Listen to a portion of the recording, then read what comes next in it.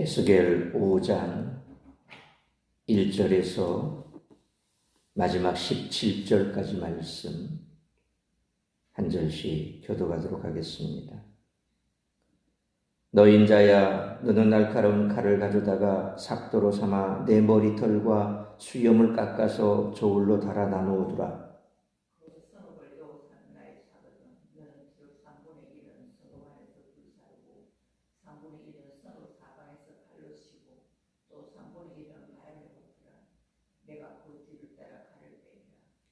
너는 터럭 중에서 조금을 내 옷자락에 싸고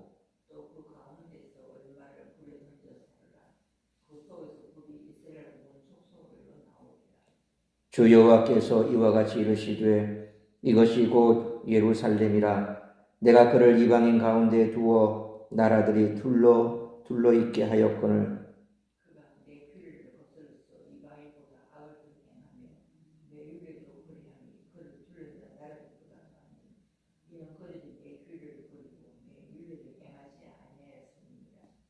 그러므로 나 주 여호와가 말하노라. 너희 요란함이 너희를 둘러싸고 있는 이방인들보다 더하여 내 율례를 행하지 아니하며 내 규례를 지키지 아니하고 너희를 둘러있는 이방인들의 규례대로도 행하지 아니하였느니라.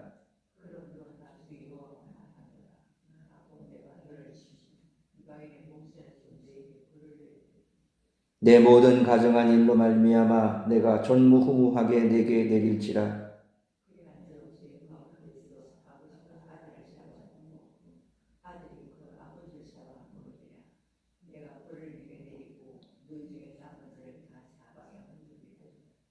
그러므로 나 주 여호와가 말하노라. 내가 나의 삶을 두고 맹세하노니 내가 모든 미운 물건과 모든 가정한 일로 내 성소를 더럽혔은즉 나도 너를 아끼지 아니하며 긍휼을 베풀지 아니하고 미약하게 하리니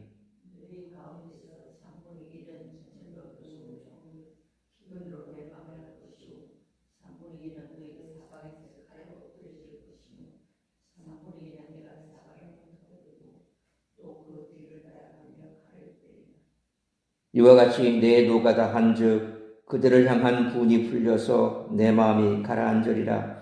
내 분이 그들에게 다 한즉 나 여호와가 열심으로 말한 줄을 그들이 알리라.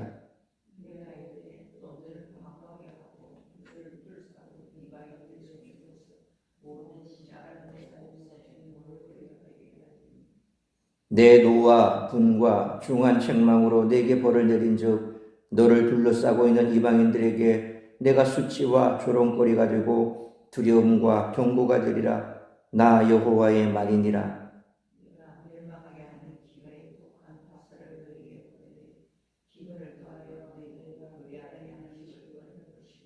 17절 같이 읽습니다. 내가 기근과 사나운 짐승을 너희에게 보내 외롭게 하고 너희 가운데에 전염병과 살육이 일어나게 하고 또 칼이 너희에게 임하게 하리라. 나 여호와의 말이니라. 아멘.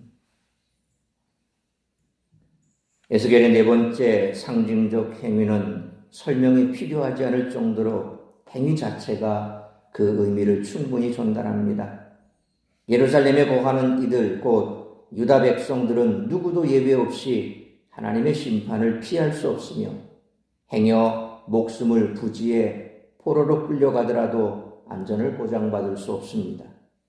유다 백성들은 언약 백성으로서 누릴 혜택과 특권에만 관심을 두었고 그들에게 주어진 의무는 외면했습니다. 더 나아가 이방인들도 하지 않을 악한 행위를 하나님의 처소인 성전에서 행하는데 조금도 주저함이 없었습니다. 이에 대한 하나님의 반응은 친히 그들의 대적이 되셔서 그들을 파멸로 몰아넣으시겠다는 것입니다. 예루살렘 성전에 온갖 우상을 세우고 온갖 역겨운 짓을 행하는 모습을 바라보는 하나님의 눈에는 어떤 동정이나 긍휼도 없고 오직 진노와 분노로 가득 차 있었습니다.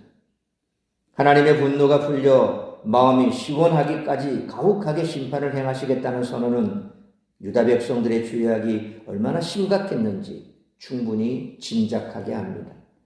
결국 하나님은 언약 백성에 대한 존경이 모욕으로 칭찬이 조롱으로 바뀌는 상황을 피할 수 없다고 선언하십니다.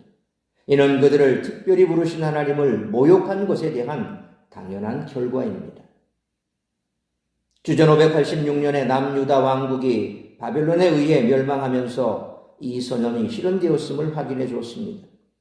하나님은 언약 백성의 타락과 배교를 관망하지 않으셨고 직접 개입하셔서 당신의 공의에 따라 합당한 심판을 행하셨습니다. 유다 백성들에게 하셨던 것처럼 하나님은 여전히 죄에 대한 심판으로 당신의 공의를 실행하십니다. 그의 부르심과 세우심을 받은 신앙 공동체는 그의 공의가 실행되기 전에 남유다 왕국의 멸망을 두려움과 경고로 신중하게 받아들여야 합니다. 왜냐하면 세상보다 못한 교회는 결코 하나님의 심판을 피할 수 없기 때문입니다. 또한 하나님의 심판은 그분의 분노가 다 풀리기까지 멈추지 않는 확실하고 철저한 심판임을 기억해야 합니다. 에스겔은 오늘 본문에서도 하나님의 명령에 따라 계속 상징적 행위를 사용한 경고를 이어가고 있습니다. 그가 이처럼 행위로 예언하는 것은 말을 하지 못하기 때문이기도 하지만 그의 상징적 행위가 말보다 훨씬 선명하게 하나님의 심판을 전하는 도구가 되기 때문이었던 것입니다. 따라서 이와 같은 오늘 본문의 말씀을 통해 우리들이 깨달아야 할 것은 첫째로 1절로 4절 말씀처럼 죄값은 반드시 치러야 한다는 것입니다. 에스겔은 1절 말씀처럼 머리카락과 수염을 깎아 셋으로 나누라는 명령을 받습니다. 이 머리카락과 수염은 예루살렘 거민들을 상징합니다. 하나님은 2절 말씀처럼 에스겔에게 머리털과 수염 3분의 1은 불사르고 3분의 1은 칼로 치고 3분의 1은 바람에 흩으라고 명령하십니다. 이는 전염병, 기근, 전쟁, 포로 등으로 철저하게 멸망당할 것을 의미합니다. 그런데 3절 말씀처럼 그중 조금은 옷자락에 싸라고 하시는데 철저한 심판 가운데서도 남은 자가 있음을 보여줍니다. 또 4절 말씀처럼 그중 일부가 불에 던져지는데 그들 중 일부가 하나님이 이스라엘을 심판하시는 일에 쓰임받을 것을 보여줍니다. 바벨론에 끌려온 자들은 이 메시지를 듣고 곧 예루살렘으로 귀환할 수 있으리라는 희망을 버려야 했습니다. 70년의 포로 생활을 통해 죄값을 다 치르기 전에는 회복이란 있을 수 없었습니다. 그러므로 죄값은 반드시 치러야 하므로 죄의 결과를 가볍게 여겨서는 안 되며 죄가 얼마나 무서운지 마음 깊이 새기는 우리 모두가 되시기를 축원합니다. 두 번째로 5절로 12절 말씀처럼 사명에 충실한 삶을 살아야 한다는 것입니다. 이스라엘의 사명은 5절 말씀처럼 이방 민족들 가운데 하나님의 영광을 드러내는 것, 곧 마태복음 5장 13절로 14절의 예수님 말씀처럼 세상의 빛과 소금의 역할을 하는 것이었습니다. 그러나 이스라엘은 6절로 7절 말씀처럼 이방 민족들보다 더 악한 행동을 했습니다. 그래서 하나님은 8절로 10절 말씀처럼 예루살렘에게 가족들이 서로 잡아먹지 않으면 안 될 정도로 전무후무한 벌을 내리시며 이방인들 앞에 수치를 당하게 하시고 그 남은 자를 다 흩어버리겠다고 선언하십니다. 하나님은 11절 말씀처럼 그들이 우상을 숭배했던 것도 잊지 않으십니다. 결국 예루살렘은 12절 말씀처럼 언약적 저주에 따라 철저하게 심판을 받을 것입니다. 그러므로 빛과 소금의 역할을 감당해야 할 그리스도인들이지만 불신자들도 하지 않을 악행을 저지르면서도 구원을 받으리라는 헛된 생각을 하는 뻔뻔스러운 자들을 하나님께서는 더 크게 벌하신다는 사실을 잊지 말고 그리스도인다운 사명에 충실한 삶을 살아가는 우리 모두가 되시기를 축원합니다. 세 번째로 13절로 마지막 17절 말씀처럼 죄를 지었을 때 회복을 위한 고통을 기꺼이 감내해야 한다는 것입니다. 하나님이 이렇게 심판하시는 이유는 바로 13절 말씀처럼 그 백성이 하나님을 경외하고 돌아오길 바라셨기 때문입니다. 그렇지만 이 징계는 결코 가볍지 않습니다. 14절로 15절 말씀처럼 예루살렘은 황무해지고 이방인들에게 모욕거리, 수치, 조롱거리가 되며 불순종의 결과가 무엇인지를 보여주는 본이 될 것입니다. 16절로 17절 말씀처럼 예루살렘 거민들은 기근으로 양식이 떨어지고 사나운 짐승들에게 피해를 당하며 전쟁의 고통을 겪을 것입니다. 하나님은 바벨론의 포로로 끌려갔음에도 불구하고 자기들이 큰 고통 없이 회복될 것이라는 헛된 희망을 품고 있는 자들에게 너희는 고통을 피할 수 없으며 이 고통을 겪지 않고서는 회복을 꿈꿀 수도 없다고 선언하십니다. 죄값을 치르지 않고 회복될 수는 없습니다.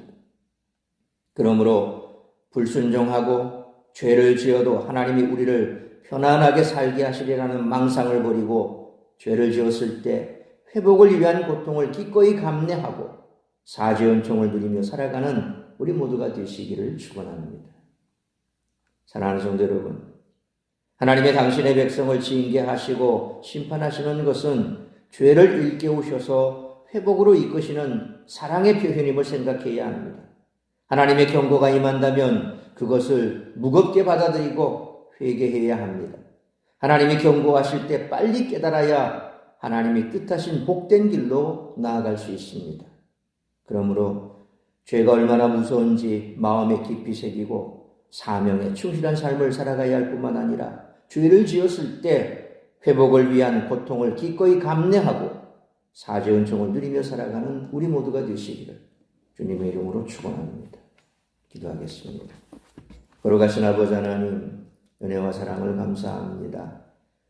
하나님을 섬기는 백성이 하나님의 말씀을 떠나 하나님을 섬기지 아니하고 또한 하나님의 영광의 존전인 성전 안에서까지 우상을 세우고 가증한 것들을 세우며 하나님을 모욕했던 하나님의 백성 이스라엘이 결국은 처참하게 하나님의 심판을 받게 됨을 예언한 오늘의 말씀이 어쩌면 이 시대를 살아가는 우리에게 주시는 말씀인지도 모릅니다. 우리가 하나님을 섬기며 하나님의 백성이라고 그렇게 겉으로는 예배하고 하나님을 섬기는 것처럼 보이지만 실상 진정으로 하나님을 섬기지도 아니하고 하나님께 우리가 복받기만을 바라며 그렇게 살아간다면 결국 이스라엘 백성들과 다를 것이 없다는 것입니다. 오늘 이 아침 다시 한번 우리의 모습을 돌아보길 원합니다.